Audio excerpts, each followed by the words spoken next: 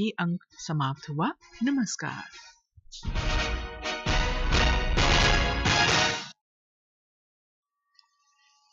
Good evening. This is Akashvani. I am Valsa Williams with the news at 9.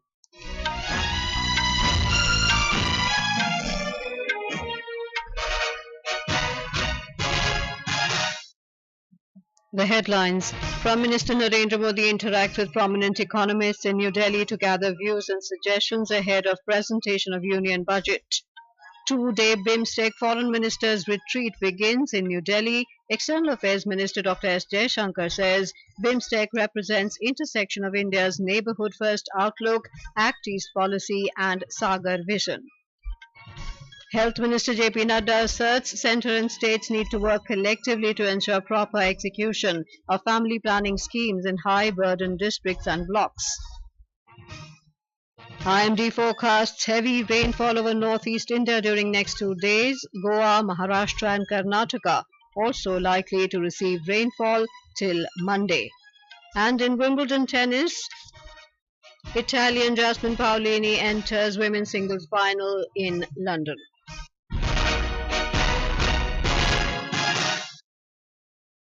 Prime Minister Narendra Modi interacted with eminent economists at Niti Aayog in New Delhi today to elicit their views and suggestions ahead of the Union Budget 2024-25.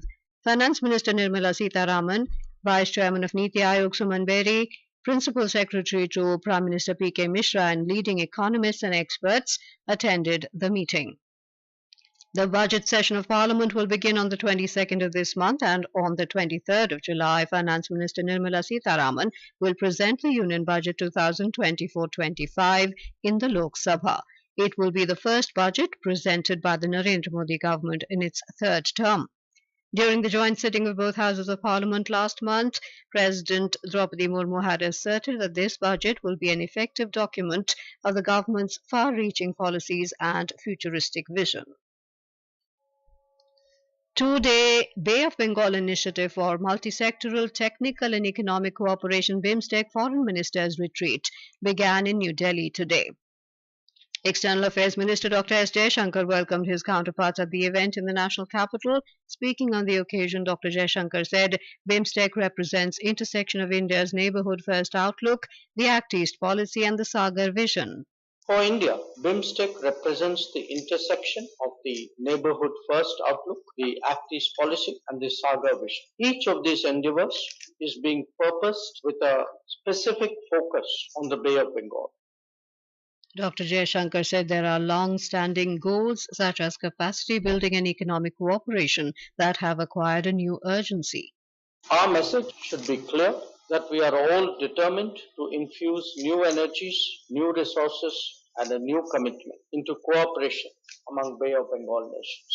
Our discussions in the first part will revolve around connectivity, institutional building, cooperation in trade and business, collaboration in health and space, digital public infrastructure, capacity building and societal exchanges, as well as weighing on the merits of new mechanisms.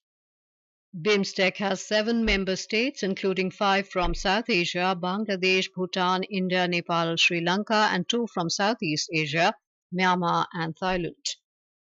On the sidelines of the BIMSTEC Foreign Ministers Retreat, External Affairs Minister Dr. Jaishankar held a series of meetings. He held a trilateral meeting with his counterparts from Thailand and Myanmar. Their discussions focused on connectivity projects crucial for the future of BIMSTEC. They also exchanged views on border stability and humanitarian assistance. In a social media post, Dr. Jaishankar said countering transnational crimes, including cyber, narcotics and illegal arms, is a shared priority of all 3 nations, and they will continue to cooperate in that regard.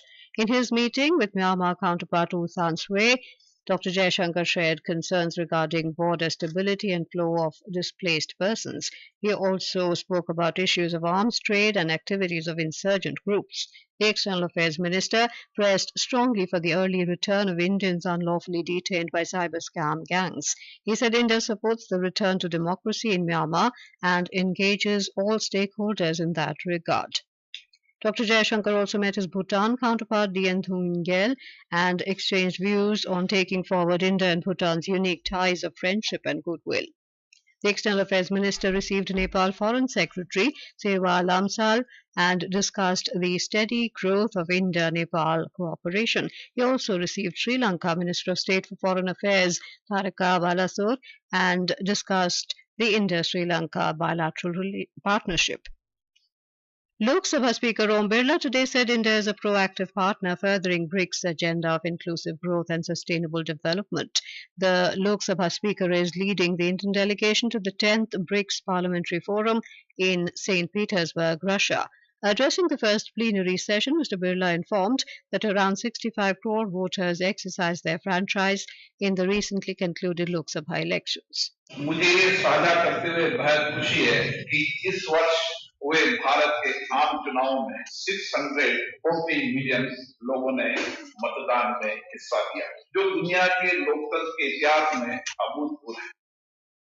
This is Akashvani giving you the news. For quick news updates round the clock, follow us on our X handle at AIR News Alerts. Union Health Minister Jagat Prakash Nadda chaired a virtual discussion in New Delhi today on issues of family planning and population control with states and union territories on the occasion of World Population Day. The theme of the event was healthy timing and spacing of pregnancies for the well-being of mother and child. During the meeting, Mr. Nadda emphasized that both the centre and states need to work collectively to ensure proper family planning and to execute schemes and initiatives properly, especially in high-burden states, districts and blocks. हमारे देश की population दुनिया की 1/5 है, इसलिए भारत बहुत ही महत्वपूर्ण भूमिका अदा करता है और उसमें भी 65% हमारी जो लोग हैं वो एडोलेसेंट. अब now this can be taken as an opportunity also where the young population can be sensitised so that in coming times we are able to contain the population and we can strengthen our family planning. मुझे इस बात की भी खुशी है कि हम सब लोग अपने TFR को रिड्यूस करने में काफी हद तक सफल हुए. Union Minister of Ports, Shipping and Waterways Sarbananda Sonowal has said the development of major ports in the country has been completed. He was addressing the stakeholders meet at Thiruvananthapuram in Kerala today for promoting lighthouse tourism. The minister said leadership set up by our forefathers in the area of shipping and maritime development must be rejuvenated and brought back with the available resources, and thus our country will become a global leader among the maritime nations. This is a very good development in the country. As you know, we are going to become one of the leading maritime nation in the world. So that is why to achieve that target, we'll have to create world-class facility here so that like the all kind of vessel can be accommodated in our Indian ports. So that is why transshipment hub is highly necessary at this present and to access our global route to be well connected. Union Agriculture Minister Shivraj Singh Chauhan today assured that farmers of Bihar will not face any problems at the central level. Mr. Chauhan gave the assurance while meeting with a delegation from Bihar led by the state's Agriculture Minister Mangal Pandey. He asserted that both the centre and the states should work as a team to improve the agriculture sector in the country and seek solutions in a concerted manner. Mr. Chauhan also assured the delegation that he would review the allocation of funds to Bihar under the Rashtriya Krishi Vikas Yojana and the National Food Security Mission. Vice President Jagdeep Dhankar has urged all political parties to hold dialogue in Parliament and state legislatures. He called for friendly and cooperative communication among all. Mr. Dhankar said the problems of the people can be solved only if the ruling party and the opposition come together. The Vice President was addressing a joint sitting of Maharashtra State Legislature at the Legislative Assembly Hall in Mumbai today. He said Maharashtra Legislative Council is in its centennial celebration and he is honoured to be addressing members of both the houses at this remarkable milestone. This house has upheld the spirit of serving people in highest regard since its inception. Maharashtra Legislative Council is in its centennial celebration. The state of Maharashtra stands as an inspiration with its rich history, vibrant culture and dynamic economy. The state is bountifully blessed with breathtaking landscapes of Sahyadri and pristine beaches of Konkan. Maharashtra today is a powerhouse that is propelling the nation to new heights. The Supreme Court has adjourned the hearing of NEAT-UG 2024 case to the 18th of this month. A bench led by Chief Justice of India D.Y. Chandrachud granted the adjournment to enable parties to file their responses to the affidavits filed by the Centre and the National Testing Agency. The Apex Court was scheduled to hear a series of petitions today concerning the NEAT-UG 2024 medical entrance exam. These include pleas alleging irregularities and malpractices during the 5th May test and seeking a fresh examination. Meanwhile, a group of students met Union Education Minister Dharmendra Pradhan over the NEAT-UG examination in New Delhi today. The students shared their experiences about the exam and challenges faced by them. CISF Director General Neena Singh today said the Home Ministry has taken a big step of recruiting ex-Agniveers in Central Armed Police Forces. Talking to media, she said CISF has also made all arrangements in this regard. इस तैयारी के अंतर्गत अग्निवीरों के लिए constable पद की भर्ती में 10% पद अग्निवीरों के लिए आरक्षित किए गए हैं। इसके अतिरिक्त उन्हें शारीरिक दक्षता परीक्षा उसमें उन्हें छूट प्रदान की गई है। साथ ही उन्हें आयु सीमा में भी छूट प्रदान की गई है। Border Security Force Director General Nitin Agrawal also said that all forces will benefit from the recruitment of ex-Agniveers and they will get age relaxations as well as 10% reservation. 4 साल इन्होंने मशक्कत की नौकरी की है तो बीएसएफ के लिए एकदम अनुरूप हैं। ये एक तरह से हमको तैयार सोल्जर मिल रहे हैं, हम इनको तुरंत सीमा पे तैनात करेंगे। सब बलों में इसका लाभ होगा जिसमें भी अग्निवीर जाएंगे। जितनी हमारी वैकेंसीज होंगी उनका 10% इनके लिए रिजर्व होगा और इनको एज की भी छूट है। In Jammu and Kashmir, senior BSF and police officials attended a high-level interstate security review meeting in Kathua today. The meeting was attended by Jammu and Kashmir Director General of Police R.R. Swain, his Punjab counterpart Gaurav Yadav, and Special Director General of BSF Western Command Y.B. Kurania, among others, to review the security grid along the international border and plug any loopholes. Char Dham Yatra pilgrims can now create their Ayushman Bharat health account ABHA on the eSwasthya Dham portal. The Uttarakhand government's Department of Health and Family Welfare has launched the portal called eSwasthya Dham. The portal helps in monitoring the Char Dham Yatra pilgrims' health parameters. It ensures the smooth journey of pilgrims visiting Yamunotri, Gangotri, Kedarnath and Badrinath, together called as the Char Dham Yatra. Uttar Pradesh Chief Minister Yogi Adityanath visited the flood-affected areas of Shravasti and Balrampur districts of Tarai region today.